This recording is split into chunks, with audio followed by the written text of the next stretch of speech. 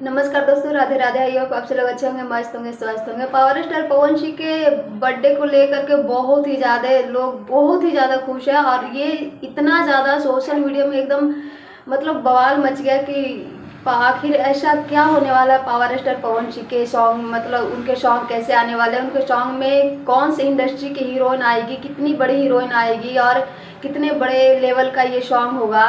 क्या पवन सिंह के बर्थडे में उनकी पत्नी ज्योति से आएगी या नहीं। फिर हमारे पवन भैया के जो दीपक सिंह कितने अच्छे दोस्त थे, जो कुछ ही कंट्रोवर्सी की वजह से दोनों अलग हो गए, क्या उनके पुराने दोस्त लोग भी उनके बर्थडे में आएंगे या नहीं। पवन सिंह को सबको इनवाइट तो करना चाहिए, क्योंकि हमारी ज्योति भाभी जितना ज़्यादा उनको चुनाव को लेकर के इतने धूप में काराकाट जा करके मदद की थी।